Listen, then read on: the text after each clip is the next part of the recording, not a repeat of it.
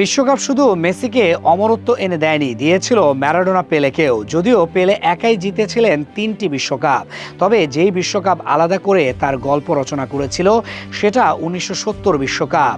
মেসির অমরত্ব আসে 2022 বিশ্বকাপ ও ম্যারাডোনার 1986। এই 3 বিশ্বকাপের সেরা খেলোয়াড় হয়েছিল তারাই। তবে আজকের ভিডিওতে আমরা জানবো বিশ্বকাপের ইতিহাসে সেরা 5টি ম্যাচ নিয়ে।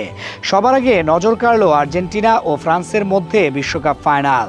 গত ফাইনালটি ছিল টিকেটের সম্পূর্ণ সার্থক ম্যাচ। মানুষের প্রত্যাশা ছাড়িয়ে গেছে কয়েক গুণ। ডিমারিয়া ও মেসির গোলে আর্জেন্টিনার স্বপ্ন দেখছিল শিরোপার জয়ের, কিন্তু এরপর আলোচনায় এলো এমবাপ্পে। প্রথমে পেনাল্টি গোল, এরপর এক অসাধারণ শট। 90 সেকেন্ডের মধ্যে ম্যাচ 2-0 থেকে 2-2-তে চলে যায়। নিয়মিত সময় শেষে খেলা 2-2-এ সমাপ্ত হয়। অতিরিক্ত সময়ে 30 মিনিট খেলা হয়। মেসি গোল করে আর্জেন্টিনাকে এগিয়ে নিলেও এমবাপ্পের হ্যাট্রিক ম্যাচকে টাই ব্রেকারে নিয়ে যায়। শেষ পর্যন্ত আর্জেন্টিনা 4-2 ব্যবধানে জয় নিশ্চিত করে। কাতার বিশ্বকাপের এই ফাইনাল শেষ হয় এক জাদুকরী সমাপ্তিতে, যা ফুটবল প্রেমীদের মনে দীর্ঘদিনের স্মৃতি হয়ে থাকবে।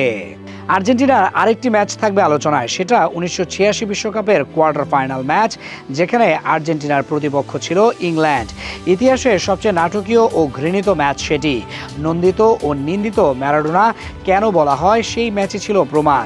2-1 গোলে জেতা ম্যাচে ম্যারাডোনা প্রথম গোল করেন হাত দিয়ে, যা তৈরি হয় বিতর্কের। আর দ্বিতীয় গোল করে ইংল্যান্ডের 6 জন খেলোয়াড় কাটিয়ে, যা এখনও বিশ্বকাপের ইতিহাসে সেরা গোল। আর সেই ম্যাচ ইতিহাসের অন্যতম সেরা।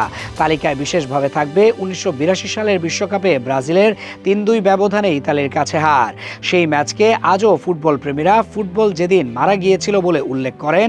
1982 সালের ব্রাজিলের দলকে বলা হয় সর্বকালের সেরা দল। তাদের স্কোয়াড এতটাই শক্তিশালী ছিল যে বিশ্বকাপ ছুঁয়ে দেখতে পারলেও শেষ পর্যন্ত শিরোপা জেতা হলো না। গ্রুপ পর্বে 3টি ম্যাচে 3টি জয়ের পাশাপাশি 10টি গোল করে তারা স্পষ্টভাবে দেখিয়ে দিয়েছিল এ দলই সেরা। পরের রাউন্ডে আর্জেন্টিনাকে হারিয়ে তারা এগিয়ে গেলেও পরের ম্যাচে পাওলো রসির হ্যাট্রিকে 3-2 ব্যবধানে হারতে হলো ব্রাজিলকে। 1986 সালের বিশ্বকাপ ফাইনালকে মনে রাখেনি শুধু আর্জেন্টিনা, পুরো ফুটবল বিশ্বই। সেটি ছিল দিয়েগো ম্যারাডোনার অমরত্বের দিন। সেদিন একাই তিনি যেন একটি দেশকে বিশ্বকাপ জেতানোর রূপকথার গল্প লিখলেন। ফাইনালে 3-2 ব্যবধানে জয় নিশ্চিত করতে ম্যারাডোনা একটি অসাধারণ অ্যাসিস্টের মাধ্যমে অবদান রেখেছেন।